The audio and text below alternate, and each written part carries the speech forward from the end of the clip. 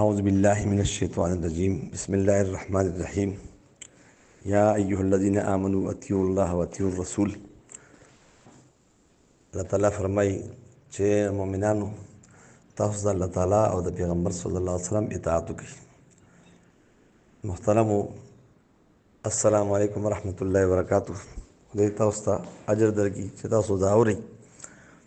د پیغمبر صلی الله علیه وسلم سنت دغه عمل ته وایي چې کوم عمل کړی دی او هغه د سنتو په درجه کې راځي معمولات.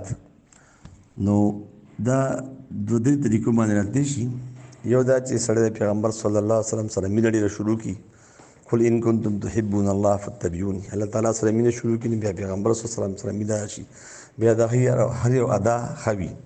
نو موږ د بقای چې موږ د شپه کې زیات تر د پیغمبر صلی الله علیه وسلم ذکر کوو، د هغې د خو اخلاقو ذکر کوو، نو موږ کې به دا شی راشي. نو سنت به ابنانو کې دوه قسمه خبرې دي. یو دا چې موږ ذاتی سنت ابناو کو د پیغمبر صلی الله علیه وسلم. ذاتی سنت دا دی لکه موږ چې ذاتی روزانه کوم کارونه کوو، روټۍ خورو، اودې کېږو، مونځ کوو، اودس کوو، مسواک کوو، دا سنتونه ابناول پکار دي. دې کې دا طریقه ده چې موږ به روزانه یو سنت ژوندی کوو.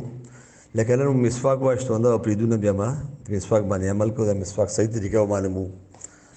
موږ به چې کوم دی د اودس طریقه د سنتو مطابق معلومو. موږ به دغه زور طریقه د سنت مطابق معلومو. نو چې موږ لکه 30-40 سره دې بس په سنت عمل کوو، نو موږ ته پوره سنت معلوم شي. 40 سره کې باندې ویني سنتونه راځي او دا موږ د علماو نه د کتابونو نه معلومات کوو. علیکم بسنت یو کتاب دی، دا وړوکی غوندې داسې پامفلیټ غوندې دی. هغې کې دا بنیادي واړه واړه سنتونه خو ډېر لوی دي، معظم دي. موږ ته دا لکه اسانه شي، موږ ته هغې کې دا ښکاري. لکه زه به تاسو ته ووایم چې سړی وده کېږي نو داسې دا خیالات سې داسې کړي، وخت سره یې لاندې ولګوي په رخسار باندې، او ګوس لاس چې کوم دی په دې ټوټې باندې ولګوي، قبله ته یې مخ کړي. لکه داسې هره خبره کې نوي نوي مزدار ښکاري. دا بیا ډېر خوند کوي. او روزانه یو سنت ژوندي کولو کې 40 ورځو کې به ډېر سنتونه موږ ژوندي کړو. موږ ته به ثواب ملاوي چې کوم سنت خلکو پرېښې وي او ډېر ګران یې پای باندې عمل نه وي، د 100 شهیدانو ثواب دی او الله تعالی پې خوشحالي کې الله تعالی سره مینه سیوا کېږي. او دویم سنت دا دی چې موږ د خلکو سره رابطه څنګه ساتو. دا هم دا ده لکه پیغمبر صلی الله علیه وسلم درې طریقې خپلې ښودې دي. دا خو چې زموږ په ژوند کې همیشه وي.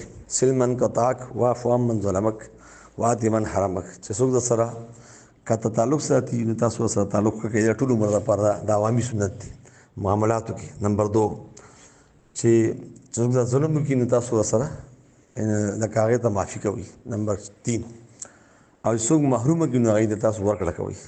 انشاءالله صورت باره کې به یو دریم صورت هم دی که سړی پای باندې عمل وکړي نو ډېره ښه وي. چې کوم دی ته سړی ځي او کوم کار کوي نو دی دا وایي چې الله زه تاسو لپاره پیغمبر صلی الله علیه وسلم سنت کوشش کوم چې دا کړمه، ژوندي کړمه.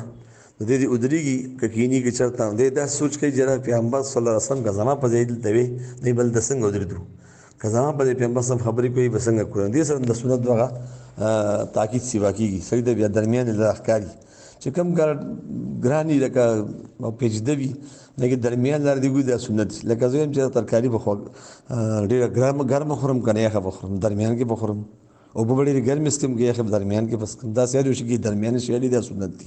دا سنتو د 3 قسمونو، یو چې کوم دی شخصي سنتونه، یو اجتماعي سنتونه، او یو چې کوم دی نو د حالاتو مطابق چې سنت معلوم نه موږ پیغمبر سم سوچ راوړو چې پیغمبر سم څنګه کوو، هغې باندې ان شاء الله اسانېږي. خدای دې موږ ته پرې د عمل کولو توفیق راکړي. والسلام علیکم ورحمۃ اللہ وبرکاتہ. السلام علیکم.